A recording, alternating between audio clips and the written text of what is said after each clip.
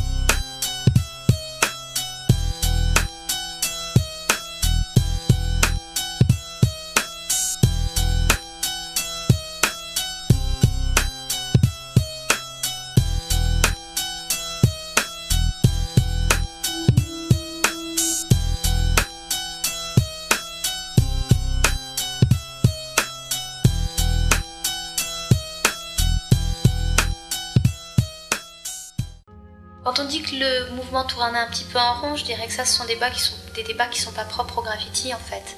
Dans tout mouvement artistique, il y a un moment, il y a des précurseurs. Si vous prenez le cubisme, Braque a commencé, Picasso était son copain d'atelier, bon ils ont commencé, puis après il y en a eu plein. Pareil encore avant avec les impressionnistes, il y en a quelques-uns qui ont commencé, d'autres qui ont continué. C'est le propre même d'un mouvement artistique. Donc à partir de là, c'est important de le voir comme un mouvement artistique, ouais, et de ne pas se poser trop de questions non plus. La rame, ça a été vu, ça fait déjà 20 piges que les mecs qui font ça sur la rame ou sur... Innovez les gars, puisque vous dites que vous êtes des artistes qui innovent toutes les 30 secondes, alors qu'on sait que c'est rien que le pompage sur celui qui était arrivé avant. Donc on s'en tape, mais bon, innovez les gus, et après ça sera bien. Ce qui est vrai, c'est que le seul moyen d'évoluer, c'est de mélanger les techniques, comme de se mélanger entre nous. Moi, quand je tourne en rond, voilà, je fais un truc avec Pablo, une autre fois je vais faire un truc avec Tank, une autre fois... Je pense que l'avenir de tout ça, il est dans le fait qu'on se mélange entre nous, entre nos styles, et puis derrière, dans les techniques, qu'on évolue dans les techniques, qu'on reste pas coincé dans la bombe. La bombe, c'est un outil, il y en a 10 000. À cause des ordinateurs, les magazines, les compagnies, tout ça, les vidéos, tout est un peu égalisé. C'est très peu de choses qui sont surprenantes. Tu sais ce que je voudrais dire? Qu'il y a une particularité d'un pays à l'autre.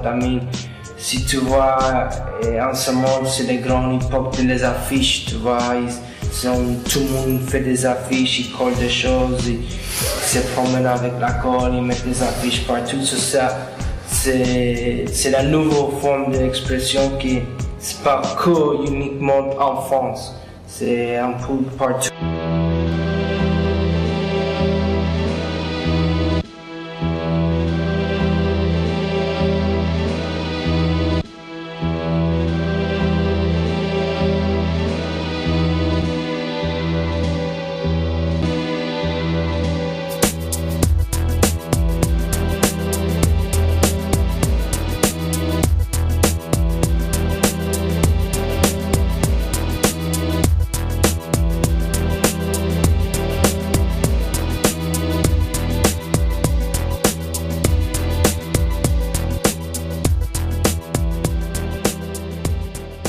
Si on colle des affiches sur les panneaux publicitaires, c'est justement parce que c'est un lieu à double tranchant, c'est-à-dire qu'eux-mêmes sont dans une tranche judiciaire, c'est-à-dire que c'est illégal.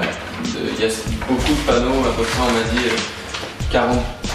40% des panneaux publicitaires qui sont à Paris sont sur des emplacements inégaux, soit parce qu'ils dépassent 6 mètres de hauteur, soit parce que simplement c'est là où il y a des travaux et ils viennent les poser et ils sont en procès durant 1 an et demi.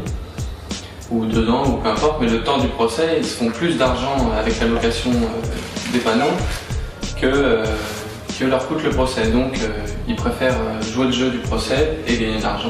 Donc c'est des lieux complètement illicites, quoi. Donc c'est un endroit où, a priori, nous, c'est une faille dans laquelle on peut rentrer et où on n'est pas en faute judiciaire. La publicité, c'est dans un cadre précis, même si ça reste sauvage visuellement. Mais visuellement, c'est de la pollution. Si on regarde bien et qu'on enlève tous les aspects, l'aspect de l'information et l'aspect commercial, tu vois, ou même esthétique à la rigueur de la pub. Mais ça reste quand même assez sauvage puisqu'on demande très rarement aux citoyens son avis sur le fait d'accrocher une affiche sur tel mur ou d'en mettre 10 000 dans le métro. Dans le métro, à l'époque, il n'y en avait pas beaucoup, il n'y avait pratiquement pas de publicité. Dans les rames, tu vois, dans les wagons, il n'y avait rien. Il y avait une affiche là, la petite publicité avec le lapin qui se coince les doigts, et puis maintenant, tu en as au milieu. Donc ça, c'est toujours... pour moi, c'est pareil que les tags, quoi. Sauf que c'est commercial, c'est des espaces achetés ou vendus.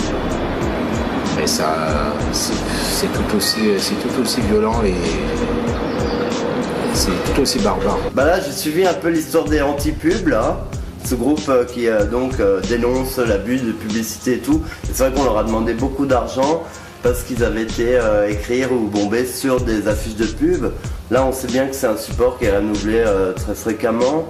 Et je trouvais abusif, on leur demande autant d'argent alors qu'ils sont eux-mêmes en train de dénoncer un abus d'image dans la ville comme ça pour laquelle personne n'est sollicité.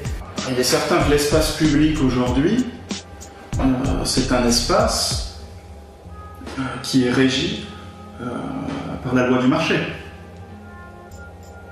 C'est une évidence. Et que le graffiti n'y a pas sa place parce que le graffiti ne rapporte pas d'argent à ceux qui gèrent l'espace public.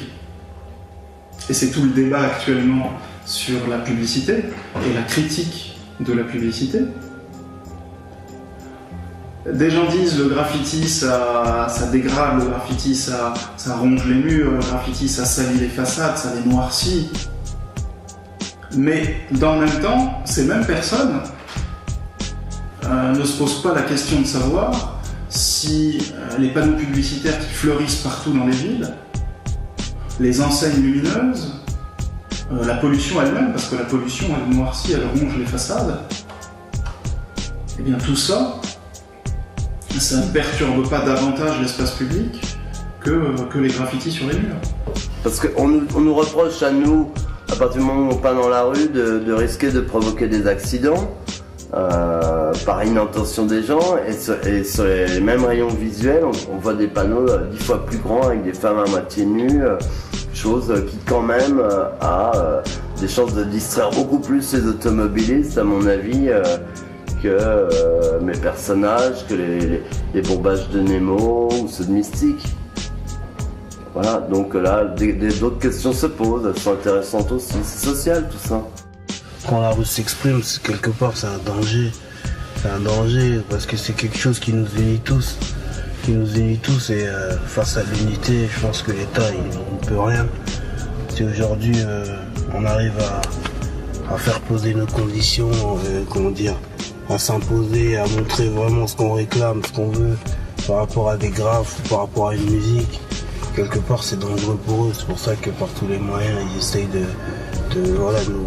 nous rabaisser à une certaine limite. Et voilà, on va se battre, on va continuer. Si demain il n'y a plus de graffiti, tu vois ce que je veux dire, dans Paris, je sais pas, pour moi ça me choquerait, tu vois ce que je veux dire ou quoi? Peut-être pour d'autres. Il y en a pour eux, tu vois ce que je veux dire, c'est du vandalisme. Maintenant pour moi, je trouve que ça décore Paris. Ça décore Paris, les métros parisiens, ça leur donne un petit plus. C'est un autre charme. Ça fait partie du charme de Paris, voilà. Du coup, on fait des peintures, on met des graffitis un peu dans la rue, histoire de colorer un peu la rue, histoire de dégayer un peu, quoi, de changer un petit peu par rapport justement à ce quartier-là, quoi. Nous, on réanime un quartier pendant d'autres personnes tuent le quartier, quoi, l'étouffent avec du crack, de la dope et des conneries comme ça. Et nous, on réanime ce putain de quartier, quoi.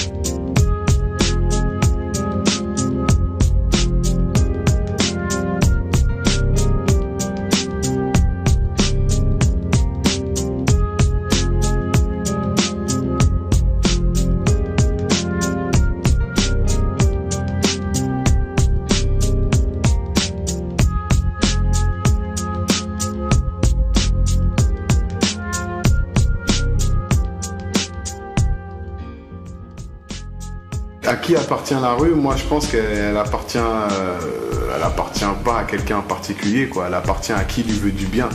Et si un graffeur lui veut du bien, on peut dire que ça lui appartient, quoi. La rue, elle appartient à ceux qui y habitent, ceux qui la représentent. ceux qui veulent bien la représenter et se faire représenter par elle. Ceux qui l'aiment et qui veulent en faire devenir quelque chose, ceux qui veulent s'en sortir. Elle appartient à cela, tout cela. La rue, elle appartient à personne. Justement, ce qui est bien dans la rue et ce qui est bien dans toutes ces disciplines, c'est que ça n'appartient à personne. C'est-à-dire que même pour le rap, les gens peuvent arriver et dire moi je suis le meilleur rappeur, il est le meilleur rappeur de telle année à telle année peut-être, et selon certaines personnes c'est super subjectif. La rue, elle appartient à personne. On peut dire que lui il a Tonkar cette année, lui il a Tonkar là, dans le métro il y a ce crew-là qui a défoncé. On peut dire ça, on peut marquer quelques périodes, mais la rue elle appartient à personne. C'est justement ça qui est bien, c'est-à-dire que n'importe qui peut se lever demain, prendre un marqueur, une bombe et dire je vais défoncer plus que le gars qui défonçait avant. Le rap c'est la même chose, on peut dire ouais lui c'est le meilleur rappeur du moment et un jeune il va arriver, il va tout laisser et plus personne ne va le calculer. Donc le rap, dans le hip-hop ce qui est bien c'est qu'il n'y a pas d'appartenance, ça appartient à personne, c'est libre à tout le monde. Même si toi tu sais pas taguer, demain tu peux arriver et dire voilà je vais taguer. Et même si tout le monde te critique, tu continues ton truc. Si toi tu sais pas rapper, tu sais pas danser, tu peux te mettre dans le truc, tu seras critiqué mais personne va te dire tu le fais. Il n'y a pas d'école, il n'y a pas de permis, il n'y a pas de diplôme à avoir, tu le fais. C'est ça qui est bien dans cette discipline-là. Dans le hip-hop, c'est ça qui est bien. C'est accès libre à tout le monde et rien n'appartient à personne.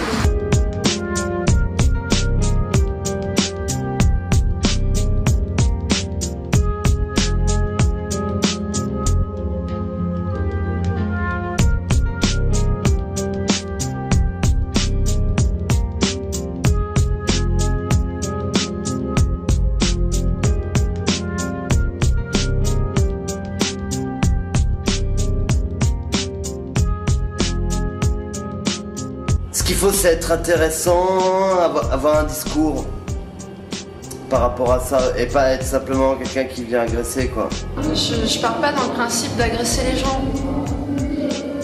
Je pars dans le principe de me poser et si les gens ils pensent que je suis agressive, c'est pas du tout ma démarche, mais c'est les lois aussi qui font ça, c'est les médias qui font ça, qui font que les gens ils pensent que sous prétexte qu'on a une bombe, c'est comme si on avait un flingue. Quand vous peignez un mur, que vous n'avez pas l'autorisation de peindre un mur et que la police vous arrête, vous êtes arrêté en flagrant délit, mais la police peut chercher à interpeller quelqu'un qui fait du graffiti après avoir mené une enquête longue, vous risquez la même chose en termes de peine, parce que les articles du code pénal qui s'appliquent à l'infraction qu'on vous soupçonne d'avoir perpétrée, eh bien, ce sont les mêmes, ce sont toujours les articles 322-1 et suivants du code pénal. Donc, vous risquez jusqu'à 5 ans d'emprisonnement, 75 000 € d'amende, selon que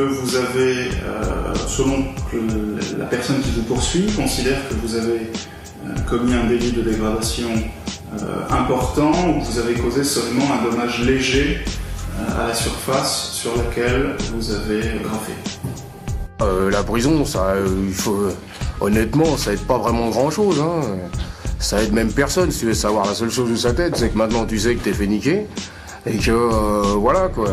Tu joues, tu perds ou tu gagnes. Voilà, et tu sais, il y a des artistes, ils ont pas besoin d'aller en calèche. Et je pense que aller en calèche, de toute façon, c'est aléatoire. Hein. Tu peux y aller pour un graffiti comme pour un vol d'escargot au prix unique en plein Noël. Tu vois. Donc, tu vas aller en calèche, tu peux y aller pour n'importe Noël. Voilà. S'il n'y avait pas de toute façon s'il n'y avait pas comment dire cette sanction, le tag il aurait pas ce goût-là. Si tu savais que tu pouvais taguer librement, si tu mets un mur et tu dis tout le monde d'aller taguer, ça n'avait qu'un intérêt. Tu vois, je veux dire, les gens ils vont pas y aller.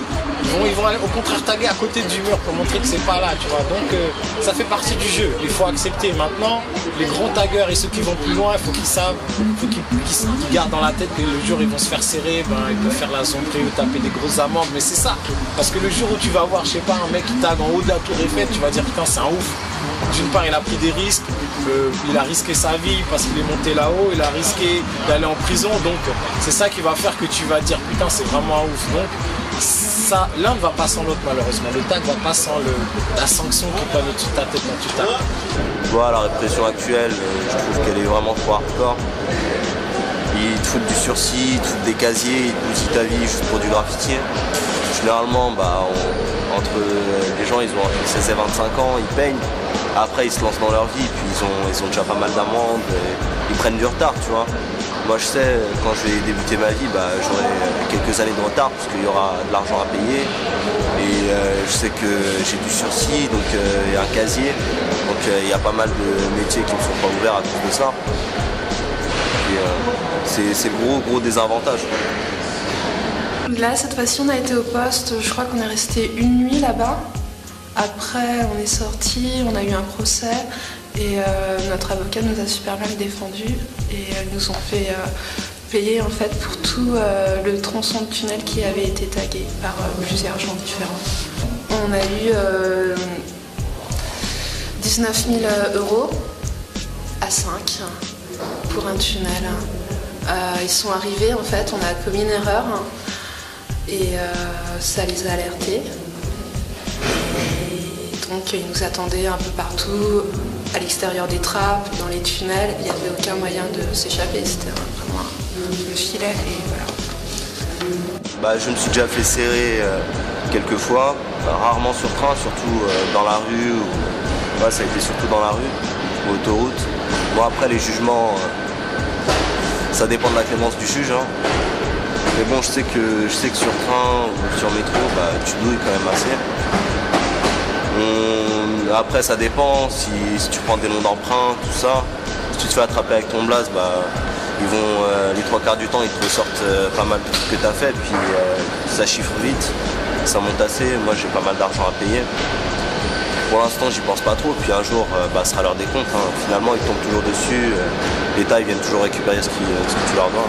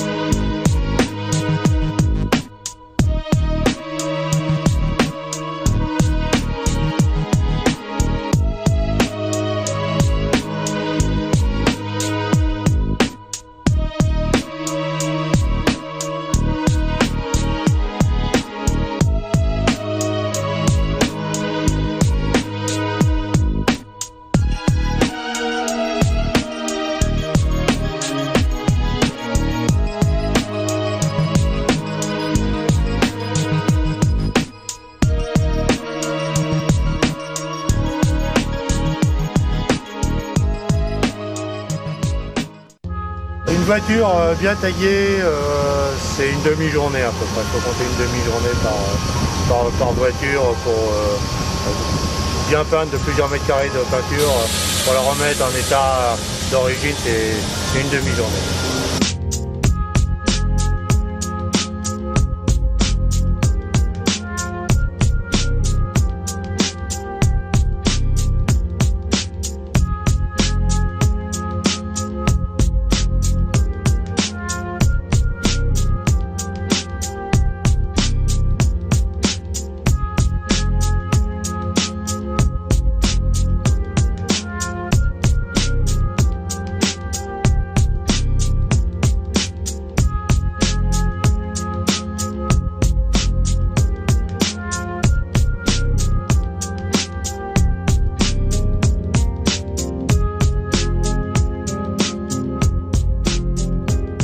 Graffiti, pour relever au mètre carré, ça coûte plus de 100 francs. Plus de 100 francs. Le coût d'un graffiti au mètre carré, c'est plus. Enfin, 100 francs, allez, on va dire, ça coûte 15 €. Hein, ça coûte plus de 15 € du mètre carré. Le principe, c'est de prendre systématiquement des photos de tout ce qu'on trouve, hein, que ce soit fresque, graffiti, tag, en photographie. Hein, et ces photographies, on s'est organisé de telle manière maintenant, en travaillant par mail et puis par photographie numérique, à les envoyer à un centre qui les stocke et qui les répartit par auteur. Hein, et les auteurs étant identifiés par les signatures. Donc on les stocke par signature, quoi. Et après, lorsque le stock, je dirais, est assez conséquent, on porte plainte. Ouais, il faut que le graffiti fasse plus de 30 cm. Si le graffiti fait moins de 30 cm, il peut y avoir poursuite. D'après ce que je crois savoir, effectivement, ils montent des dossiers, ils prennent tout ce qui est tag et graphe, ils prennent ça en photo pour monter le dossier, effectivement. Et quand ils arrivent à inculper une personne, là ils ressortent les photos de dossier. Donc celles-là, c'est des preuves matérielles. En matière de graffiti, on l'a vu dans beaucoup de dossiers, les enquêteurs cherchent à retrouver un maximum de documents chez des gens, dans les magazines, sur internet, dans les films, pour essayer de démontrer qu'une personne a participé à la commission d'un délit. Et en matière de graffiti, le délit qui est recherché, c'est le délit de dégradation, prévu et réprimé par les articles 322-1 et suivants du Code pénal. Et puis là, c'est la campagne anti-tag, donc c'est vrai qu'on revit quelque chose. En même temps, le vide qu'ils sont en train de créer se remarque comme un vide. Mais c'est intéressant aussi de voir évoluer la société comme ça, tout en continuant à peindre dans la rue. En fait, effectivement, la politique est de dire plus on va détaguer, plus vite ça sera fait, plus vite les gens vont se lasser. C'est un peu la méthode qu'ils ont employée aux États-Unis, c'est-à-dire aux États-Unis, ils sont partis du principe dès qu'il y avait un tag, ils le retiraient.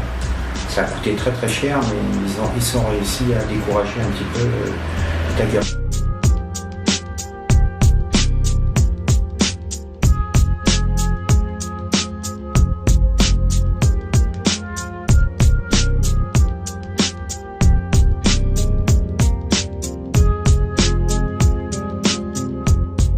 Moi je pense que il faut pas aussi faire de la tolérance zéro, comme à l'instar de New York. Ça s'est fait pour la propreté de Paris. La propreté de Paris, quand ils se sont mis à effacer les tags, ils ont tout effacé. Ils ont effacé pour moi un patrimoine graffiti. C'est que ils ont effacé des graphes couleurs dans les rues. Ils ont même effacé des graphes tolérés. Ils ont même effacé des graphes couleurs qui étaient des plans payés. C'est pas possible, ils peuvent pas tout effacer. Ils peuvent effacer un tag, mais un gars va en remettre un avant, il va en remettre un après. Dans le métro c'était pareil. Ils effaçaient à un moment, ils ont tout laissé, ils ont vu que c'est parti. Ils ont cru qu'en laissant, les mecs ils allaient arrêter, ils ont cartonné encore plus. Et quand ils ont effacé, et bon, les gars ils ont trouvé d'autres techniques encore. Tu vois, moi je vois des tags carrément, c'est presque, je sais pas si c'est au couteau ou à l'acide ou quoi, tu vois, c'est des trucs de ouf. Donc tu peux pas tout effacer. Ce qui pourrait me faire arrêter, c'est plus kiffer, quoi. Plus pouvoir courir, plus kiffer quand je vais voir mes photos. Mais franchement, je pense pas que les amendes ou quoi que ce soit poussent à arrêter. Sauf si, honnêtement, si tu bouffes une amende trop grosse, genre tu vas te bouffer 1 million d'euros, t'arrêtes pas. Tu sais que tu les paieras jamais de ta vie, donc t'arrêtes pas. Après, il y a des gens qui se démotivent au bout de quelques serrages. Mais bon, pour ma part, je pense que je vais pas m'arrêter après les amendes ou le serrage, etc. Nous, on voit qu'on peut retirer un tag à midi et puis on nous rappelait le lendemain parce qu'on a remis un tag exactement au même endroit. Donc les tags, il y en a encore, ça diminue pas.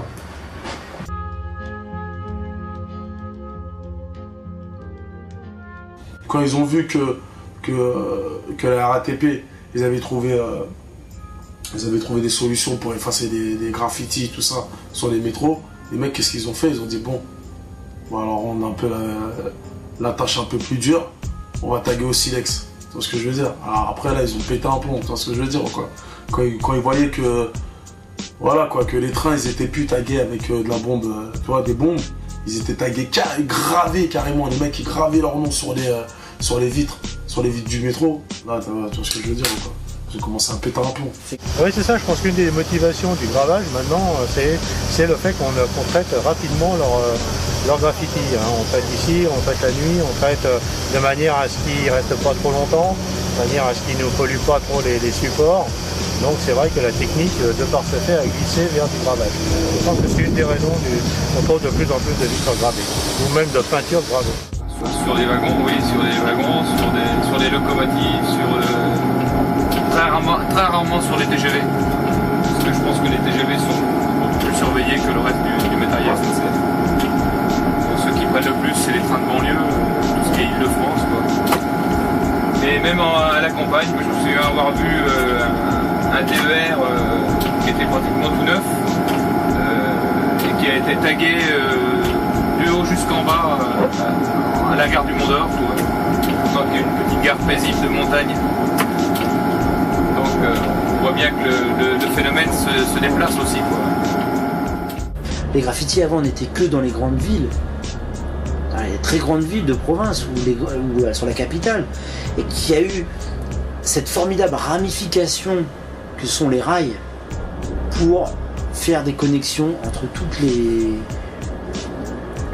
villes de France, parce que maintenant toutes les grandes villes de France et toutes les moyennes villes de France ont du graphe à l'entrée ou à la sortie de leur ville ou sur les voies ferrées. Je sais qu'à l'époque, il y avait des gars qui cartonnaient tellement, tout le monde fabulait, toi. Tout le monde disait ouais non il doit être comme ça doit être un individu comme ça. Et des fois quand tu vois le gars qui cartonnait, tu te dis arrête, c'est pas lui. Tu vois, donc c'est bien toujours de garder ce mystère autour de la personne, et je pense que c'est d'ailleurs ça qui pourra préserver le bon graffeur ou le bon tagueur de se faire serrer et d'avoir des interpellations à 6h du matin chez lui, quoi.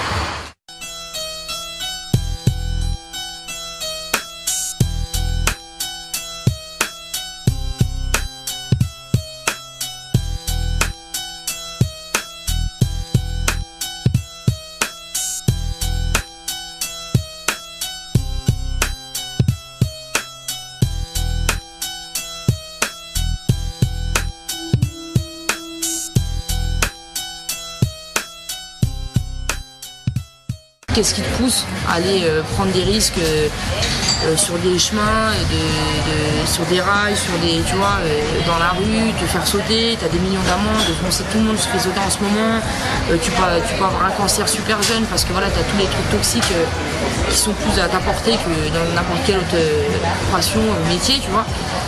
Donc bah, qu'est-ce qui pousse la personne à prendre de tels risques? T'as des gens qui font du grave parce qu'ils ont besoin d'égayer la grisaille des murs quotidienne des gens qui côtoient. D'autres, c'est parce que c'est leur kiff personnel. Ils travaillent eux-mêmes leur truc. Des fois, après, c'est une combinaison de tout. Et il y en a d'autres, ils font, comme on dirait chez nous, à la balle les couilles, tu vois ce que je veux dire. Tant qu'il peut, il peut, tu vois ce que je veux dire. Tant qu'il se fait pas attraper. Même s'il y a un keuf en face de lui, et s'il sait que le temps que le keuf il traverse, et lui il attend de poser, il le fait et voilà quoi, il s'arrache.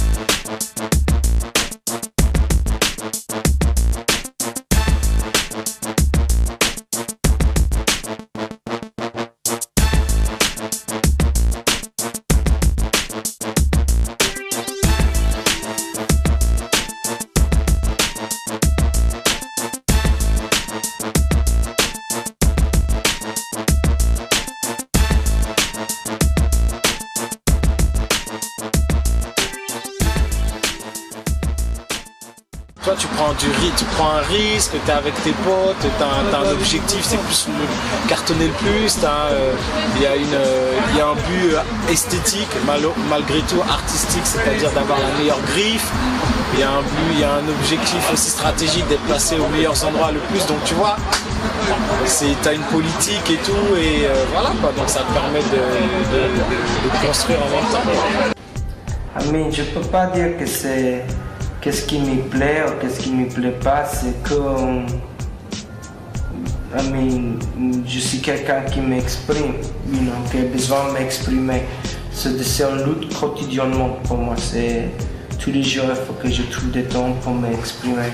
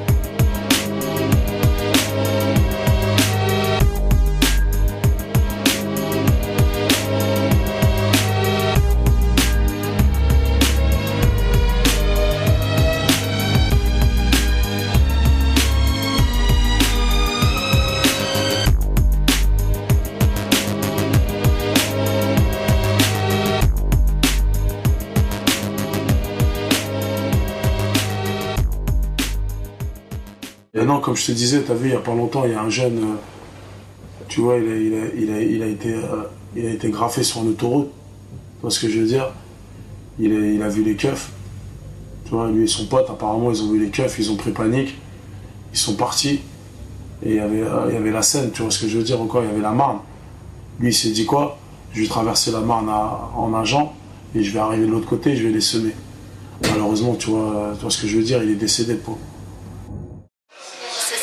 C'est que mon garçon il était avec un copain.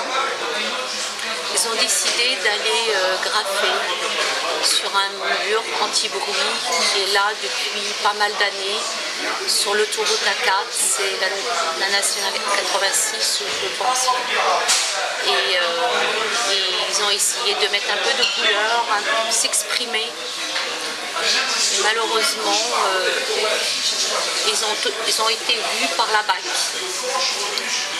Et alors là, ça a été la course. La course, c'est une voiture, 2 voitures, 3 voitures.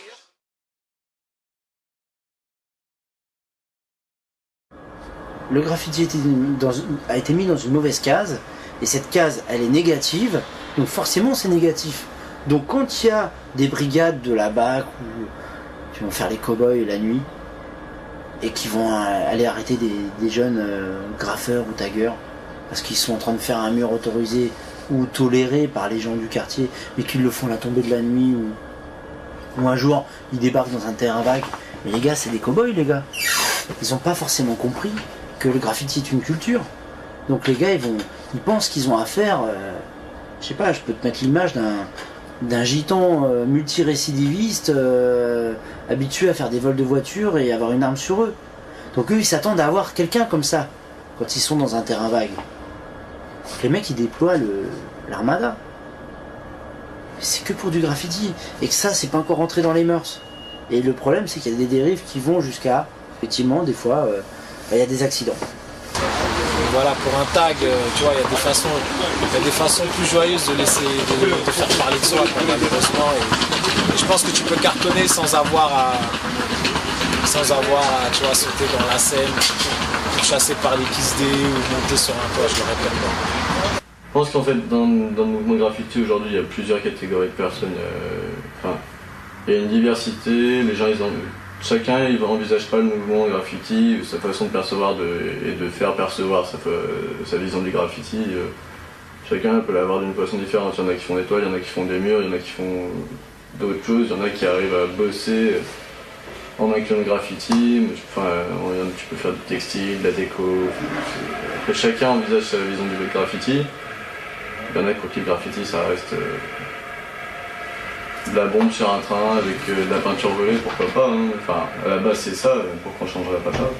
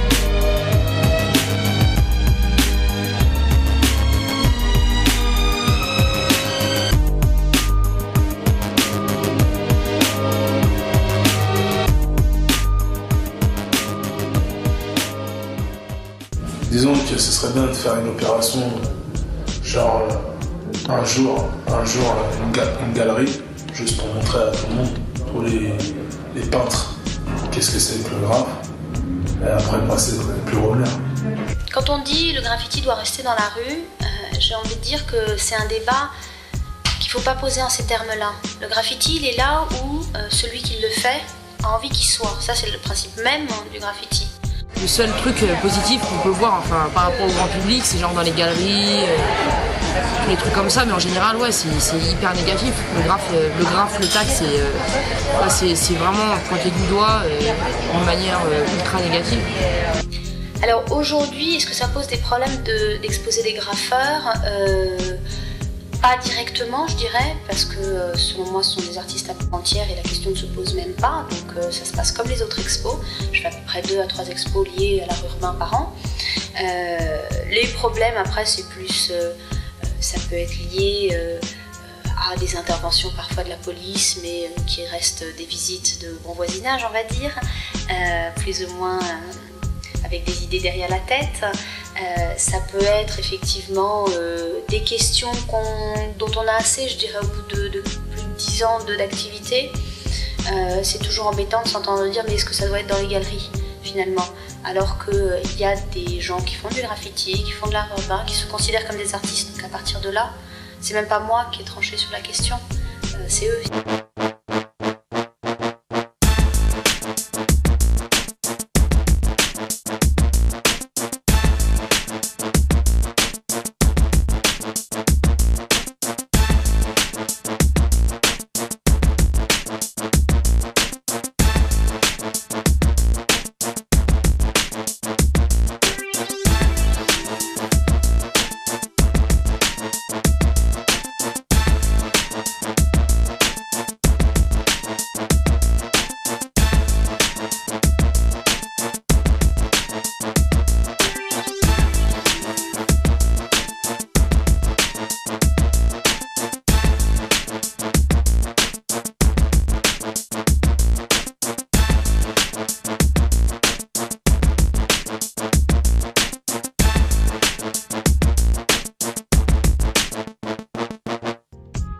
Moi, ce qui m'a le plus touché, c'est quand j'ai vu le défilé en entier, quoi.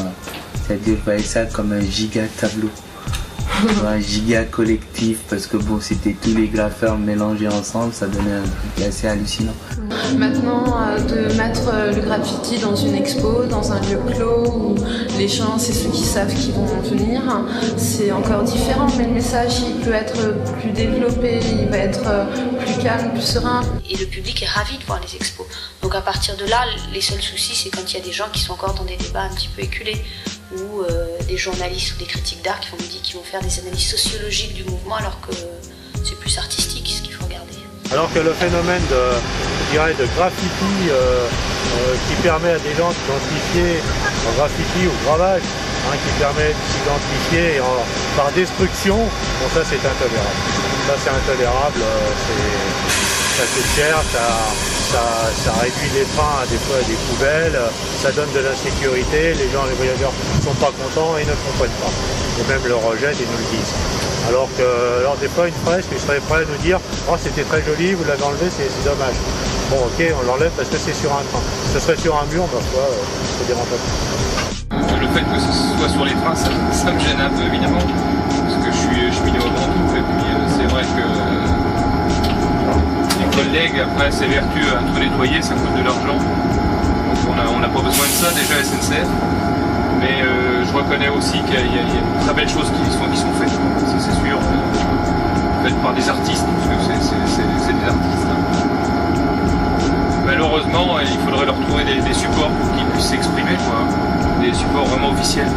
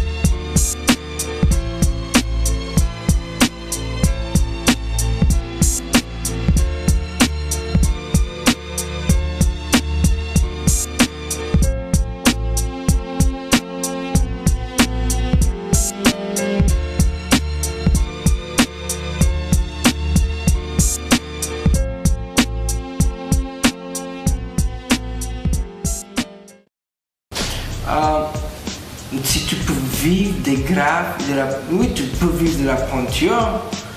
Je me dis, tu peux vivre des graphes, mais si tu fais un mural dans la rue, dans le camion, je ne sais pas quand tu vas vivre de ça. Ça veut dire, mon gars, parce que si tu fais des textes, ça dépend tout avec ton démarche. Avec il y a quoi, qu'est-ce que tu as besoin d'exprimer, et comment les gens te vont soutenir. Faut garder un peu les pieds sur terre et se dire que c'est pas forcément stable comme milieu. Il y a des hauts, il y a des bas, mais je pense qu'il faut avoir un très bon niveau pour se permettre de dire ok, j'arrête, j'ai envie. C'est quelque chose, c'est pas sûr comme type de milieu artistique même.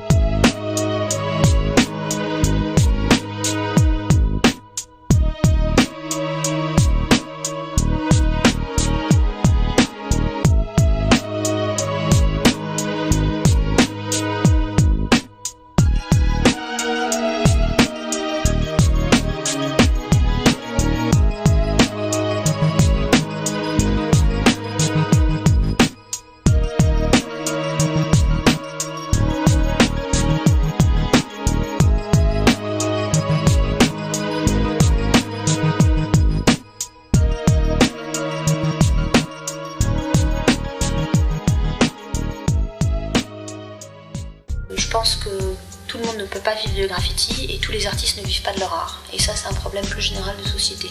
Aujourd'hui, l'artiste n'est pas reconnu, alors que dans d'autres sociétés, jadis, le créateur était le messager de Dieu. Donc, sacré, il fallait l'entretenir, il fallait en tout cas réussir à le faire vivre. Mais voilà, donc, non, aujourd'hui, les artistes ne vivent pas de leur art de façon générale.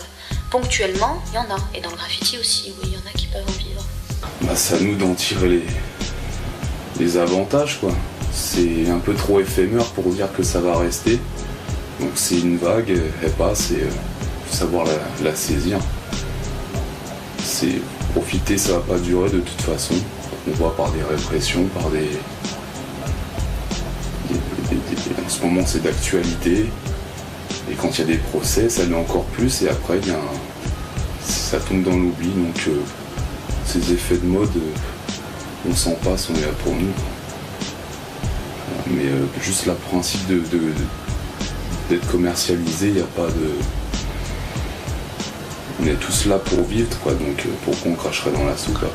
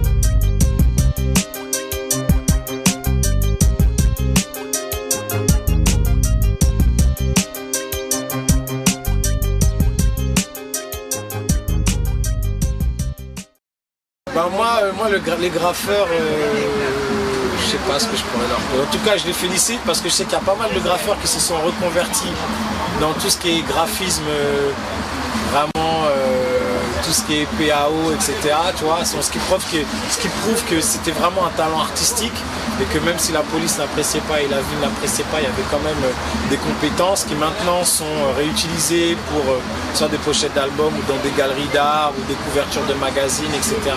Donc c'est vraiment que ces gars-là avaient une compétence et qu'elle nécessitait juste d'être canalisée.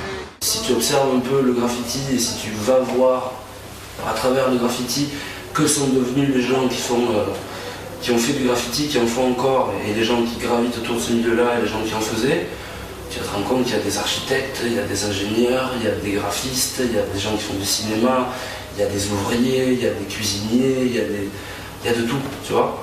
Il y a de tout et justement ça c'est riche parce que on reprochait justement à la base du graffiti, on disait c'était des banlieues, c'était des machins, c'était des trucs du bidule, blablabla, tu vois, ça n'a rien à voir avec ça, on est des acteurs, on est dans la société, on est... Le monde c'est nous quoi. Maintenant, qu'est-ce qu'il apporte pour les gens qui le voient, le graphe par exemple?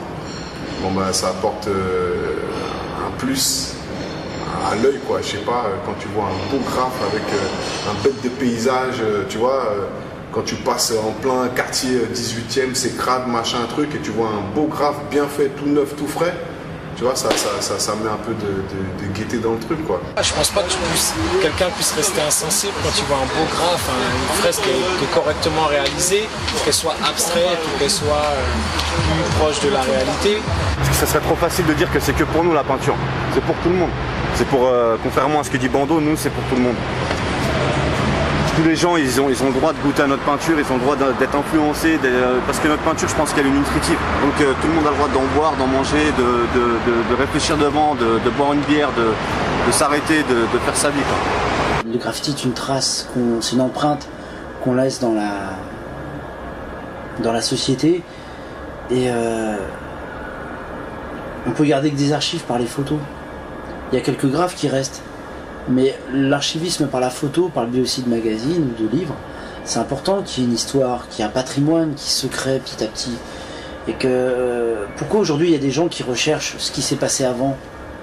Parce qu'avant on gardait pas de traces. Et que maintenant on fait des efforts pour retrouver le passé. Alors que c'est en ce moment que tout se joue. Donc c'est lié à l'histoire de la société aujourd'hui, de la société occidentale très clairement. Ce qui est encore plus drôle, c'est qu'on voit que c'est un mouvement planétaire. Et là, quand j'ai vraiment envie de faire, pas peur, mais d'impressionner les gens, je leur dis ouvrez les yeux quand vous voyagez. Et là, ils se rendent compte que c'est l'international du graffiti. Et que qu'ils aiment ou qu'ils n'aiment pas, c'est là.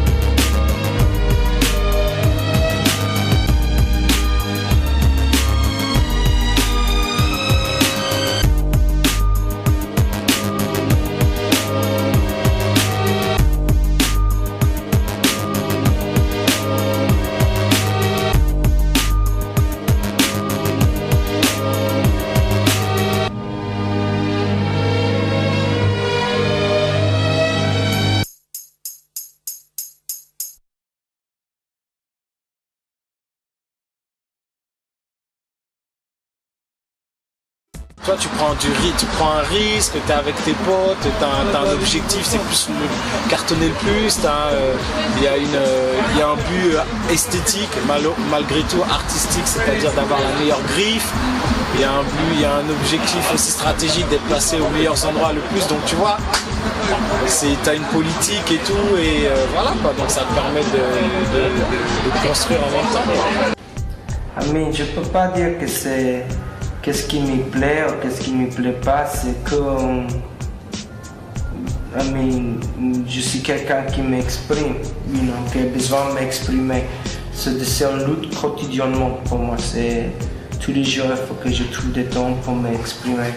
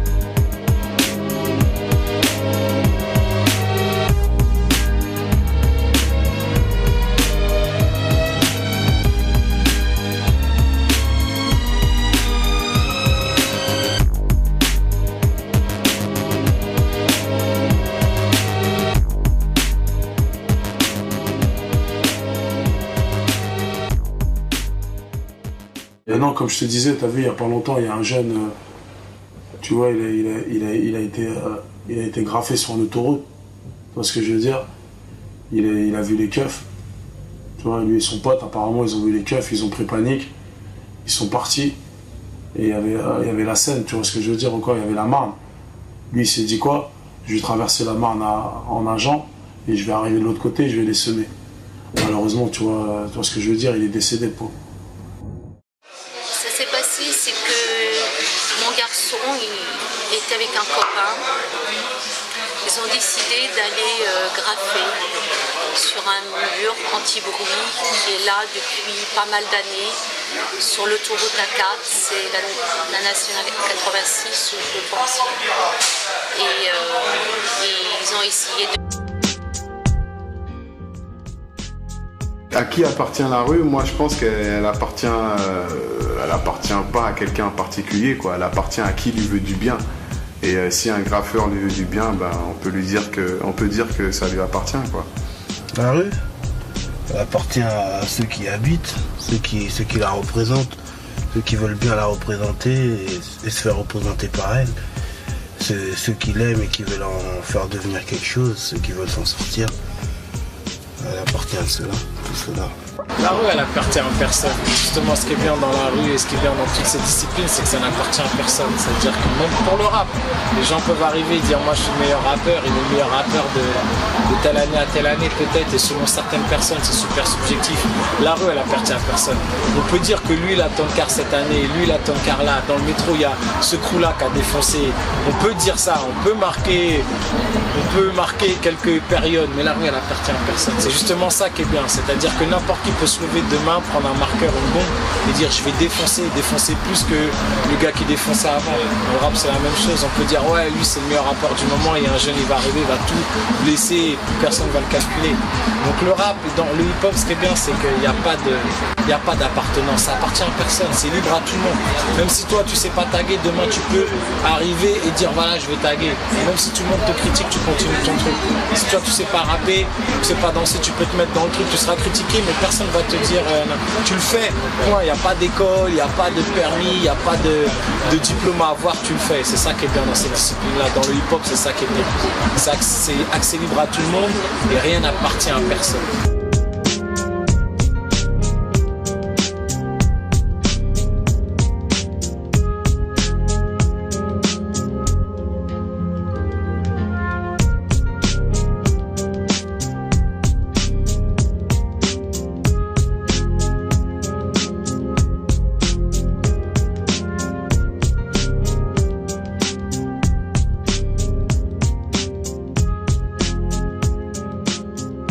faut, c'est être intéressant, avoir un discours par rapport à ça, et pas être simplement quelqu'un qui vient agresser, quoi. Je pars pas dans le principe d'agresser les gens.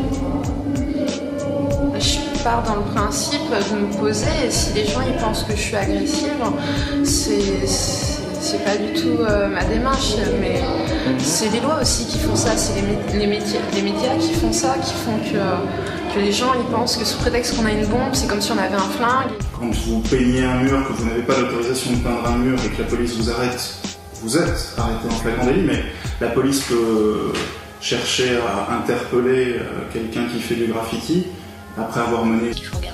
Alors que le phénomène de graffiti qui permet à des gens d'identifier en graffiti ou gravage, qui permet de s'identifier par destruction, bon ça c'est intolérable. Ça c'est intolérable, ça coûte cher, ça réduit les trains des fois à des poubelles, ça donne de l'insécurité, les voyageurs ne sont pas contents et ne comprennent pas. Et même le rejettent et nous le disent. Alors des fois une fresque, ils seraient prêts à nous dire « Oh c'était très joli, vous l'avez enlevé, c'est dommage ».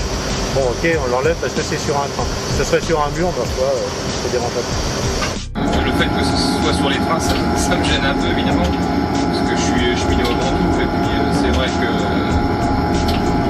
les collègues après s'évertuent à tout nettoyer, ça coûte de l'argent. Donc on n'a pas besoin de ça déjà SNCF, mais je reconnais aussi qu'il y a de très belles choses qui sont faites, ça c'est sûr, faites par des artistes, parce que c'est des artistes.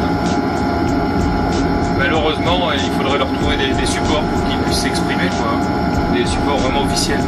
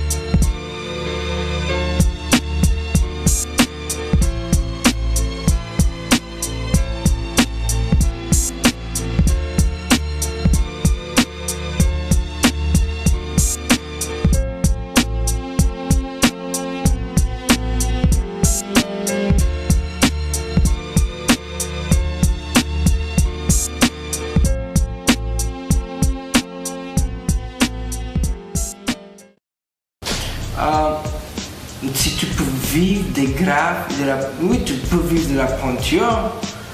Je me dis, tu peux vivre des graphes, mais si tu fais un mur dans la rue, dans un camion, je ne sais pas quand tu vas vivre de ça.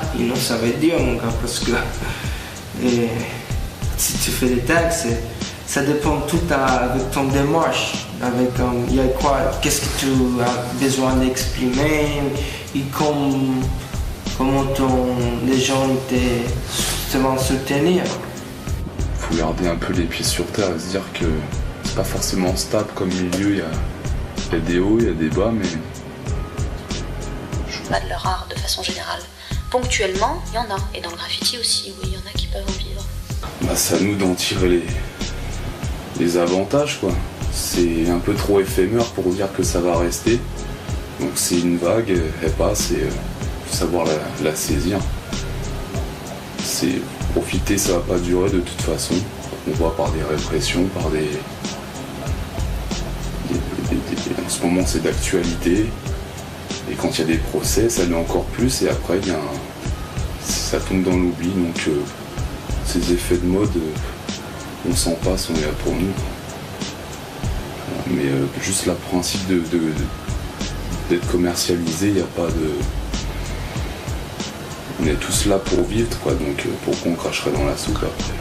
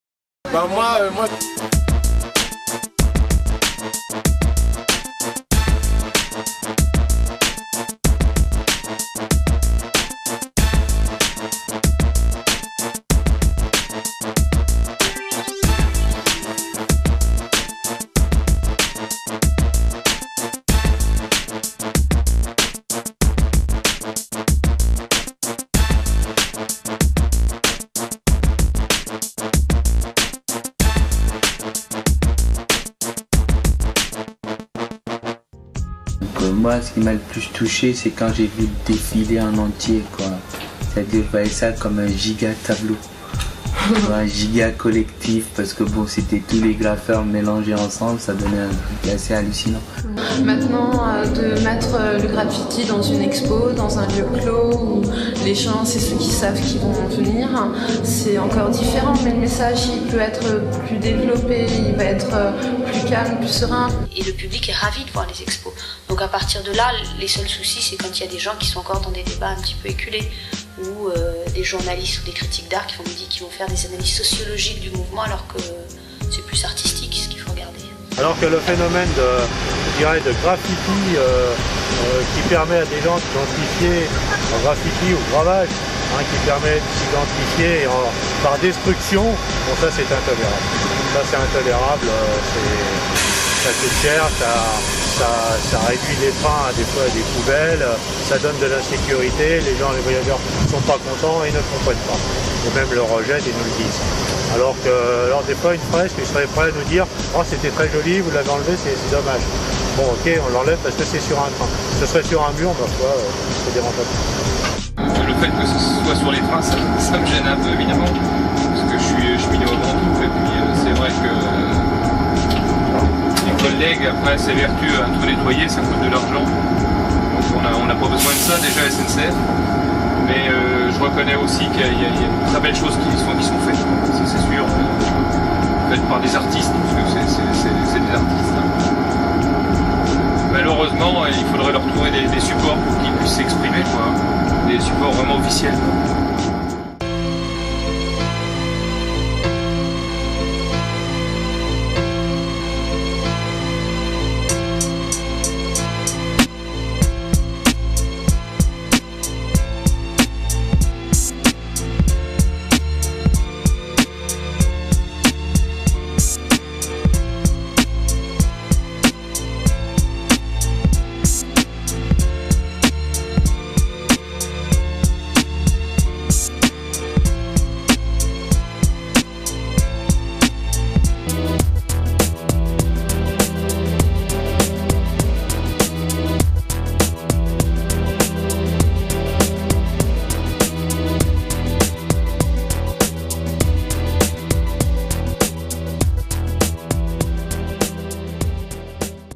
Des affiches sur les panneaux publicitaires, c'est justement parce que c'est un lieu à double tranchant, c'est-à-dire qu'eux-mêmes sont dans une tranche judiciaire, c'est-à-dire que c'est illégal. Il y a beaucoup de panneaux, à peu près on m'a dit 40% des panneaux publicitaires qui sont à Paris sont sur des emplacements inégaux, soit parce qu'ils dépassent 6 mètres de hauteur, soit parce que simplement c'est là où il y a des travaux et ils viennent les poser et ils sont en procès durant 1 an et demi. Ou 2 ans, ou peu importe, mais le temps du procès, ils se font plus d'argent avec la location des panneaux que leur coûte le procès. Donc ils préfèrent jouer le jeu du procès et gagner de l'argent. Donc c'est des lieux complètement illicites, quoi. Donc c'est un endroit où, a priori, nous, c'est une faille dans laquelle on peut rentrer et où on n'est pas en faute judiciaire. La publicité, c'est dans un cadre précis, même si ça reste sauvage visuellement. Mais visuellement, c'est de la pollution. Si on regarde bien et qu'on enlève tous les aspects, l'aspect de l'information et l'aspect commercial, tu vois, ou même esthétique à la rigueur de la pub. Mais ça reste quand même assez sauvage puisqu'on demande très rarement aux citoyens son avis sur le fait d'accrocher une affiche sur tel mur ou d'en mettre timide dans le métro. Dans le métro, à l'époque, il n'y en avait pas beaucoup, il n'y avait pratiquement pas de publicité. Dans les rames, tu vois, dans les wagons, il n'y avait rien. Il y avait une affiche là, la petite publicité avec le lapin qui se coince les doigts, et puis maintenant, tu en as au milieu. Donc ça, c'est toujours... pour moi, c'est pareil que l'État, quoi. Sauf que c'est commercial, c'est des espaces achetés ou vendus. Mais ça, c'est tout aussi violent et... c'est tout aussi barbare. Bah là j'ai suivi un peu l'histoire des anti-pubs là, ce groupe qui dénonce l'abus de publicité et tout. Et c'est vrai qu'on leur a demandé beaucoup d'argent parce qu'ils avaient été écrire ou bomber sur des affiches de pub. Là on sait bien que c'est un support qui est renouvelé très fréquemment Et je trouvais abusif, on leur demande autant d'argent alors qu'ils sont eux-mêmes en train de dénoncer un abus d'image dans la ville comme ça pour laquelle personne n'est sollicité. Il est certain que l'espace public aujourd'hui, c'est un espace qui est régi par la loi du marché. C'est une évidence. Et que le graffiti n'y a pas sa place. Il y a des ouvriers, il y a des cuisiniers, il y a de tout, tu vois. Il y a de tout et justement ça c'est riche parce que on reprochait justement à la base du graffiti, on disait c'était des banlieues, c'était des machins, c'était des trucs, des bidules, blablabla, tu vois, ça n'a rien à voir avec ça, on est des acteurs, on est dans la société, le monde c'est nous quoi. Maintenant, qu'est-ce qu'il apporte pour les gens qui le voient, le graphe par exemple? Bon bah ça apporte un plus à l'œil quoi, je sais pas, quand tu vois un beau graphe avec un bête de paysage, tu vois, quand tu passes en plein quartier 18e, c'est crade, machin, truc, et tu vois un beau graphe bien fait, tout neuf, tout frais, tu vois, ça met un peu de gaieté dans le truc quoi. Je pense pas que quelqu'un puisse rester insensible quand il voit un beau graphe, une fresque qui est correctement réalisée, qu'elle soit abstraite ou qu'elle soit plus proche de la réalité. Parce que ça serait trop facile de dire que c'est que pour nous la peinture, c'est pour tout le monde. C'est pour, contrairement à ce que dit Bando, nous c'est pour tout le monde. Tous les gens ils ont le droit de goûter à notre peinture, ils ont le droit d'être influencés, parce que notre peinture je pense qu'elle est nutritive. Donc tout le monde a le droit d'en boire, d'en manger, de réfléchir devant, de boire une bière, de s'arrêter, de faire sa vie quoi. Le graffiti est une trace, c'est une empreinte qu'on laisse dans la société et on peut garder que des archives par les photos. Il y a quelques graphes qui restent. Mais l'archivisme par la photo, par le biais aussi de magazines ou de livres, c'est important qu'il y ait une histoire, qu'il y ait un patrimoine qui se crée petit à petit. Et que pourquoi aujourd'hui il y a des gens qui recherchent ce qui s'est passé avant? Parce qu'avant on ne gardait pas de traces. Et que maintenant faire des efforts pour retrouver le passé. Alors que c'est en ce moment où tout se joue. Donc c'est lié à l'histoire de la société aujourd'hui, de la société occidentale très clairement. Ce qui est encore plus drôle, c'est qu'on voit que c'est un mouvement planétaire. Et là, quand j'ai vraiment envie de faire, pas peur, mais d'impressionner les gens, je leur dis ouvrez les yeux quand vous voyagez. Et là, ils se rendent compte que c'est l'international du graffiti. Et que qu'ils aiment ou qu'ils n'aiment pas, c'est là.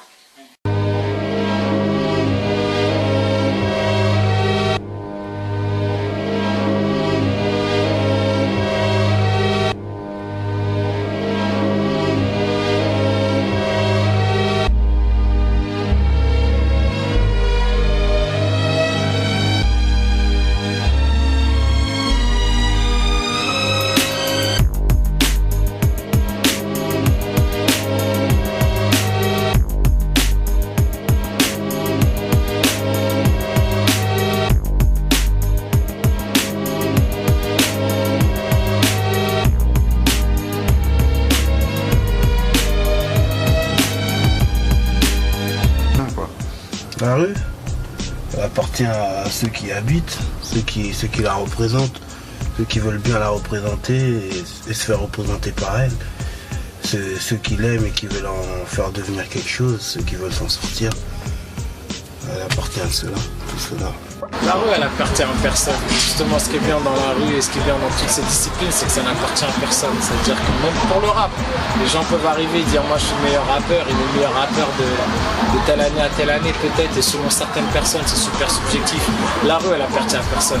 On peut dire que lui, il a Tonkar cette année, lui, il a Tonkar là. Dans le métro, il y a ce crew-là qui a défoncé. On peut dire ça, on peut marquer quelques périodes, mais la rue, elle appartient à personne. C'est justement ça qui est bien, c'est-à-dire que n'importe qui peut se lever demain, prendre un marqueur, une bombe et dire je vais défoncer plus que le gars qui défonçait avant. Dans le rap c'est la même chose, on peut dire ouais lui c'est le meilleur rappeur du moment et un jeune il va arriver, il va tout blesser et plus personne va le calculer. Donc le rap, dans le hip hop ce qui est bien c'est qu'il n'y a pas d'appartenance, ça appartient à personne, c'est libre à tout le monde. Même si toi tu sais pas taguer, demain tu peux arriver et dire voilà je vais taguer. Et même si tout le monde te critique, tu continues ton truc. Si toi tu sais pas rapper, tu sais pas danser, tu peux te mettre dans le truc, tu seras critiqué mais personne va te dire tu le fais. Il n'y a pas d'école, il n'y a pas de permis, il n'y a pas de diplôme à avoir, tu le fais. C'est ça qui est bien dans cette discipline-là. Dans le hip-hop, c'est ça qui est bien. C'est accès libre à tout le monde et rien n'appartient à personne.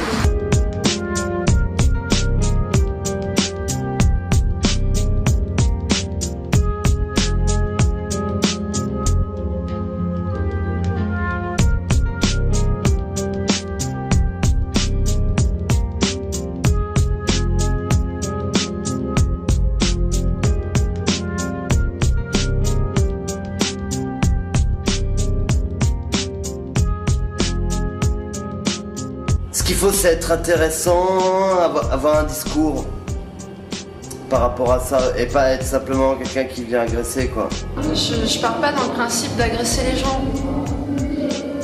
Je pars dans le principe de me poser, et si les gens ils pensent que je suis agressive, c'est pas du tout ma démarche, mais c'est les lois aussi qui font ça, c'est les médias qui font ça, qui font que les gens ils pensent que sous prétexte qu'on a une bombe, c'est comme si on avait un flingue. Quand vous peignez un mur, que vous n'avez pas l'autorisation de peindre un mur et que la police vous arrête, vous êtes arrêté en flagrant délit, mais la police peut chercher à interpeller quelqu'un qui fait du graffiti après avoir mené une enquête longue, vous risquez la même chose en termes de peine, parce que les articles du code pénal qui s'appliquent à l'infraction qu'on vous soupçonne d'avoir perpétrée, eh bien ça met un peu de gaieté dans le truc, quoi. Je pense pas que quelqu'un puisse rester insensible quand il voit un beau graphe, une fresque qui est correctement réalisée, qu'elle soit abstraite ou qu'elle soit plus proche de la réalité. Parce que ça serait trop facile de dire que c'est que pour nous la peinture. C'est pour tout le monde. C'est pour, contrairement à ce que dit Bando, nous c'est pour tout le monde. Tous les gens, ils ont le droit de goûter à notre peinture, ils ont le droit d'être influencés, parce que notre peinture, je pense qu'elle est nutritive. Donc tout le monde a le droit d'en boire, d'en manger, de réfléchir devant, de boire une bière, de s'arrêter, de faire sa vie, quoi. Le graffiti est une trace, c'est une empreinte qu'on laisse dans la société. Et on peut garder que des archives par les photos. Il y a quelques graphes qui restent. Mais l'archivisme par la photo, par le biais aussi de magazines ou de livres, c'est important qu'il y ait une histoire, qu'il y ait un patrimoine qui se crée petit à petit. Et que pourquoi aujourd'hui il y a des gens qui recherchent ce qui s'est passé avant? Parce qu'avant on gardait pas de traces.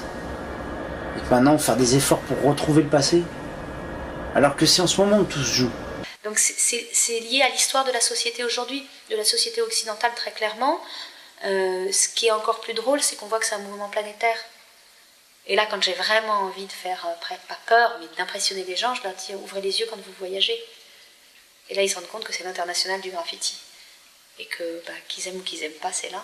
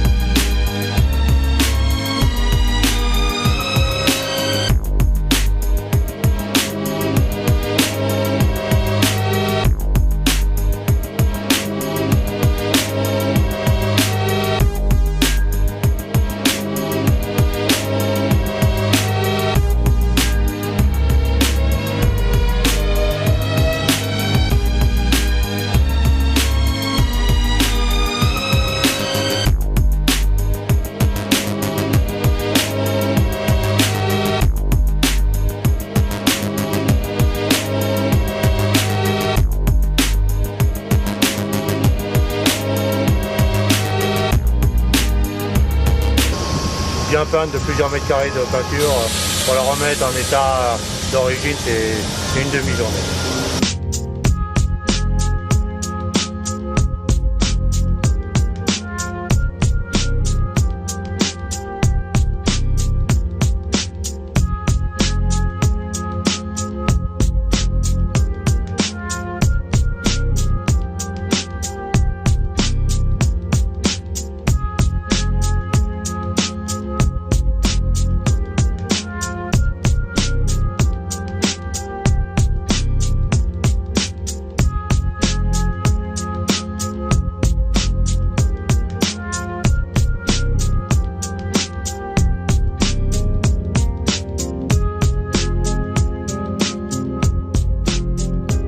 Un graffiti, pour relever au mètre carré, ça coûte plus de 100 francs.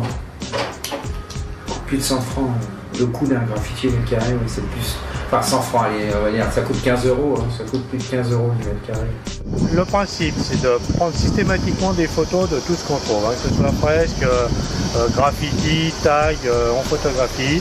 Hein, et ces photographies, on s'est organisé de telle manière maintenant, en travaillant par mail et puis par photographie numérique, à les envoyer à un centre qui les stocke et qui les répartit par auteur. Hein, les auteurs étant identifiés par les signatures. Donc on les stocke par signature, quoi. Et après, lorsque le stock, je dirais, est assez conséquent, on porte plainte. Ouais, il faut que le graffiti fasse plus de 30 cm. Si le graffiti fait moins de 30 cm, il peut pas y avoir de poursuite.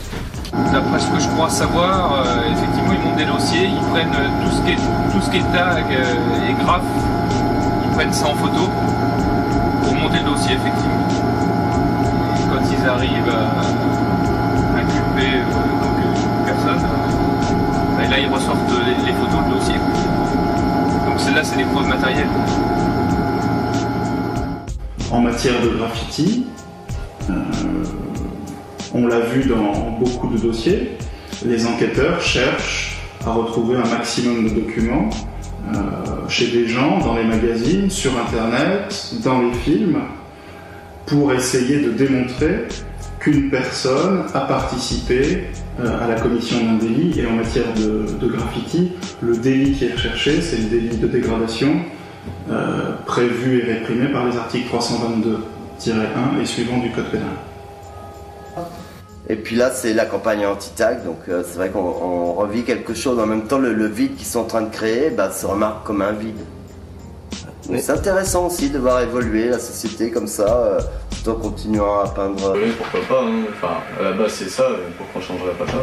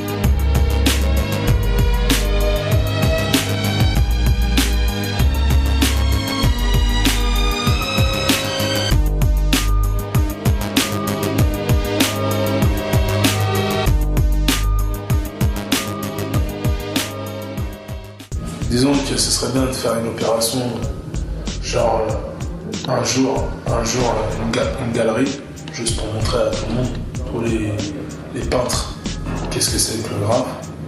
Et après, moi, c'est de ne plus revenir.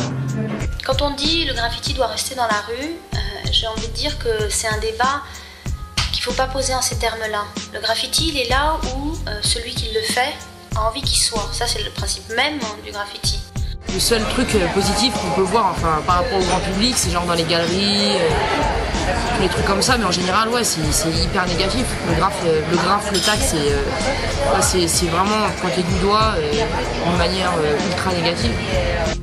Alors aujourd'hui, est-ce que ça pose des problèmes d'exposer des graffeurs? Pas directement, je dirais, parce que selon moi, ce sont des artistes à part entière et la question ne se pose même pas. Donc ça se passe comme les autres expos. Je fais à peu près 2 à 3 expos liés à l'art urbain par an. Les problèmes, après, c'est plus... ça peut être lié à des interventions parfois de la police, mais qui restent des visites de bon voisinage, on va dire. plus ou moins. Maintenant, des graves d'état qu'au sortir du lot et être apparent ou être intéressant, il faut vraiment, je sais pas, faut vraiment être original. Et ça, c'est très peu le cas, quoi. Inventez, si vous voulez avoir une chance de vraiment vous faire un nom, au lieu de rabâcher toujours le même, de la même façon, quoi. C'est avec un esprit inventif qu'on peut recréer le monde, qu'on recréera le monde, ouais.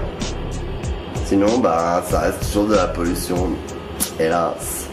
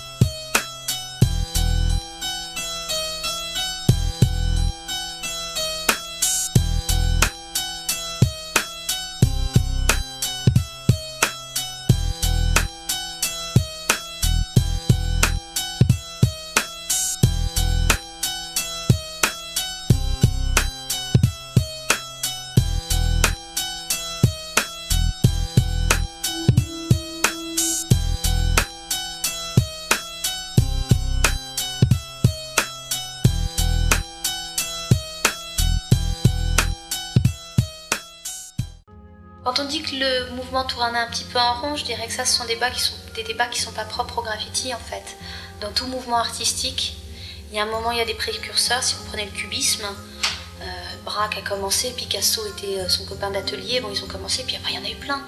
Pareil encore avant avec les impressionnistes, il y en a quelques-uns qui ont commencé, d'autres qui ont continué. C'est le propre même d'un mouvement artistique. Donc à partir de là, c'est important de le voir comme un mouvement artistique, ouais, et de pas se poser trop de questions non plus. La rame, ça a été vu, ça fait déjà 20 piges que les mecs ils font ça sur la rame ou t'es sur... Innovez les gars, puisque vous dites que vous êtes des artistes qui innovent toutes les 30 secondes. De la bombe sur un train avec de la peinture volée, pourquoi pas, hein. Enfin, à la base c'est ça, pourquoi on changerait pas ça?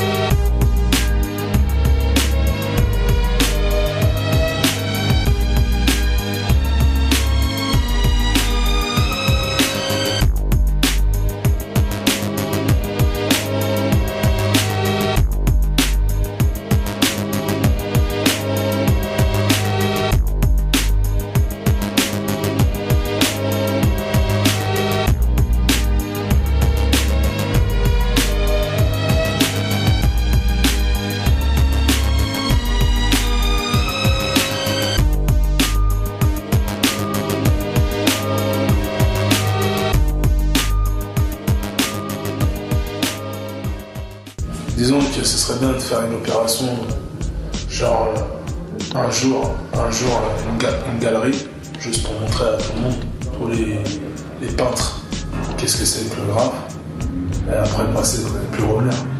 Quand on dit le graffiti doit rester dans la rue, j'ai envie de dire que c'est un débat qu'il ne faut pas poser en ces termes-là. Le graffiti, il est là où celui qui le fait a envie qu'il soit. Ça, c'est le principe même du graffiti.